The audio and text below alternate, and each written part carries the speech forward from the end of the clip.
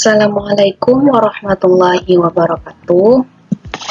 Perkenalkan, nama saya Desvisa Fitri dengan NIM 2014040019, mata kuliah Geometri Analitik Bidang dan Ruang dengan dosen pengampu Ibu Fitriah Mardika MPD.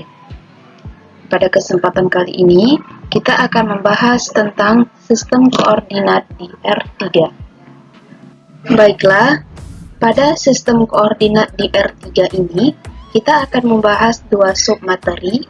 Yang pertama yaitu sistem koordinat Kartesius di R3, dan yang kedua, jarak antara dua titik.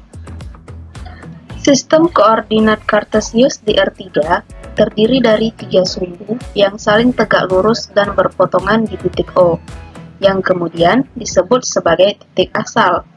Ketiga sumbu tersebut disebut sebagai sumbu X, sumbu Y, dan sumbu Z. Bisa dilihat pada gambar, terdapat sumbu X, sumbu Y, dan sumbu Z, yang mana ketiga sumbu tersebut membagi ruang menjadi 8 oktan. Jadi, pada sistem koordinat Kartesius di R3 ini, kita mengenal dengan adanya tiga sumbu yang terdapat pada koordinat Kartesiusnya, yaitu sumbu X, sumbu Y, dan sumbu Z, sehingga akan membentuk ruang, bukan bidang, yang terdapat pada koordinat Kartesius dua dimensi. Kemudian, perhatikan pada gambar di samping. Pada gambar di samping, sumbu yang berwarna merah adalah sumbu X, kemudian sumbu yang berwarna hijau adalah sumbu Y, dan sumbu yang berwarna biru adalah sumbu Z.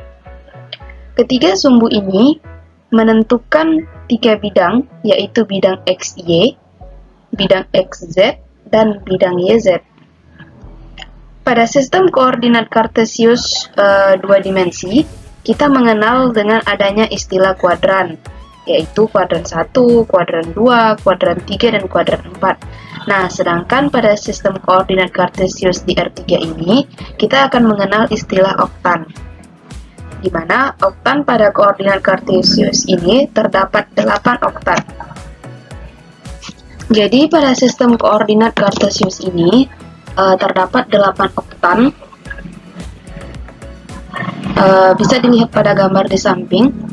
Terlihat bahwa oktan 1, oktan 2, 3, dan 4 berada di atas bidang XY, sedangkan untuk oktan 5, 6, 7, dan 8 berada di bawah bidang XY.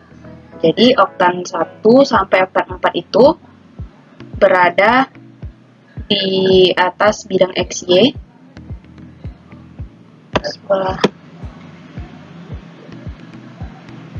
Sebelah sini.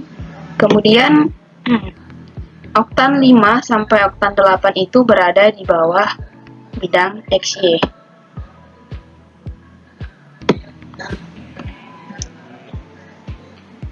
Posisi oktan-oktan ini berlawanan dengan arah jarum jam. Jadi pada oktan 1 itu X-nya bernilai positif, Y-nya bernilai positif, dan Z-nya pun bernilai positif.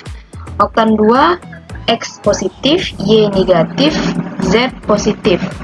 Pada oktan 3, min X, min Y, dan plus Z. Oktan 4, min X plus Y plus Z. Oktan 5, Z-nya negatif, X dan Y-nya adalah positif. Kemudian pada oktan 6, yaitu X-nya positif, Y-nya negatif, dan Z-nya juga negatif.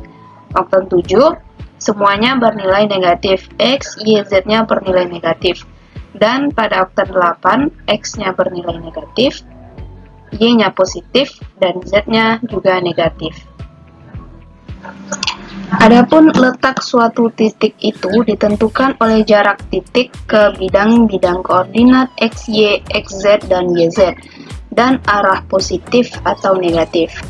Oleh karena itu, suatu titik tertentu oleh pasangan tiga bilangan, misalnya titik P, X, Y, Z. Pasangan pertama, yaitu X, disebut koordinat X atau absis. Pasangan kedua, yaitu Y, disebut koordinat Y atau ordinat, dan pasangan ketiga disebut ordinat Z atau aplikat. Selanjutnya, untuk menggambarkan sebuah titik pada koordinat kartesius di R3, kita tidak perlu menggambar bangun ruangnya, tetapi cukup dengan 3 ruas garis yang menyatakan panjang absis, ordinat, dan aplikatnya. Selanjutnya, kita akan membahas tentang jarak antara dua titik. Jarak dua titik dalam sistem koordinat ruang dimensi 3 menghasilkan rumus jarak dalam ruang dimensi 3. Perhatikan pada gambar di bawah, terdapat sebuah gambar balok dengan P1-nya, X1, Y1, dan Z1, dan P2-nya, X2, Y2, Z2, serta A-nya X2, Y1, Z1, dan B-nya X2, Y2, Z1.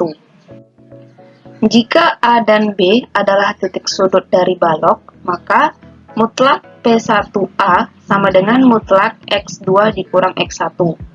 Kemudian mutlak AB sama dengan mutlak Y2 dikurang Y1. Mutlak BP2 sama dengan mutlak Z2 dikurang Z1. Jadi dari gambar balok di samping terdapat dua segitiga, yang mana segitiga pertama yaitu segitiga P1, B, dan P2. Kemudian segitiga yang kedua yaitu segitiga P1, A, B. Jadi kedua segitiga ini merupakan segitiga siku-siku. Maka mutlak P1P2 kuadrat sama dengan mutlak P1B kuadrat ditambah mutlak BP2 kuadrat.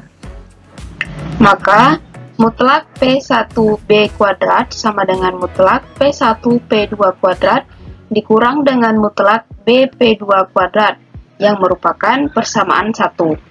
Kemudian mutlak P1B kuadrat sama dengan mutlak P1A kuadrat ditambah dengan mutlak AB kuadrat yang merupakan persamaan kedua.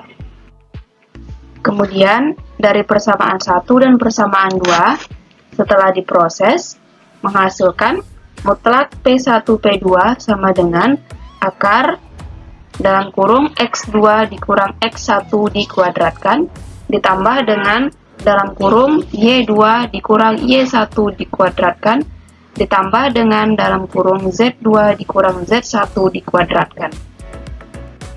Lanjut contoh soal.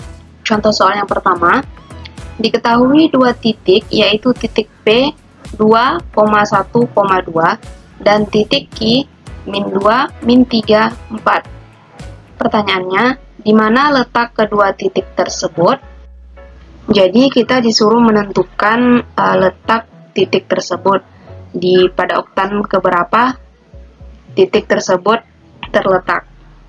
Maka penyelesaiannya, yang pertama, titik P 2,1,2 artinya adalah titik P tersebut terletak pada 2 satuan dari sumbu X, 1 satuan dari sumbu Y, dan 2 satuan dari sumbu Z, serta P terletak pada oktan pertama. Kenapa pada oktan pertama? Nah, sebelumnya kita sudah membahas terdapat 8 oktan, yang mana syarat dari oktan pertama ini yaitu X-nya positif, Y-nya positif, dan Z-nya positif.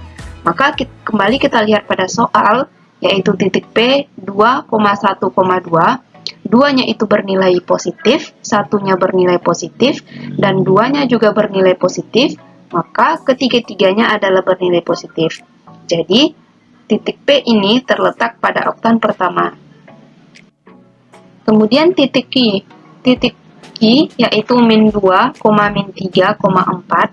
Artinya, titik Q tersebut terletak pada 2 satuan dari sumbu X, min 3 satuan dari sumbu Y, dan 4 satuan dari sumbu Z.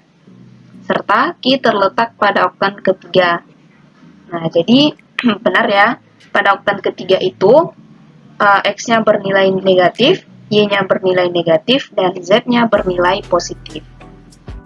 Contoh soal yang kedua, jarak titik P ke titik Q adalah yang mana titik P-nya 2, min 1,7 dan titik Q-nya adalah 1, min 3,5.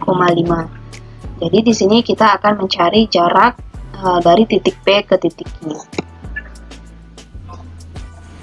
Seperti yang kita ketahui bahwa rumus mencari jarak ini adalah mutlak PQ sama dengan akar dalam kurung X2 dikurang X1 dikuadratkan ditambah dengan dalam kurung Y2 dikurang Y1 dikuadratkan dan ditambah dengan dalam kurung Z2 dikurang Z1 dikuadratkan. Maka langsung saja kita substitusikan nilainya ke dalam rumus. Mutlak PQ sama dengan akar dalam kurung 1 dikurang 2 dikuadratkan ditambah dengan dalam kurung min 3 ditambah 1 dikuadratkan dan ditambah dengan dalam kurung 5 dikurang 7 dikuadratkan. Menghasilkan akar 1 ditambah 4 ditambah 5. Akar dari 1 ditambah 4 ditambah 5 yaitu 9, akar 9 sama dengan 3.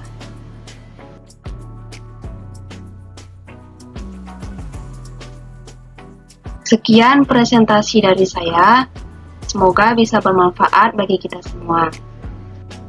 Terima kasih. Assalamualaikum warahmatullahi wabarakatuh.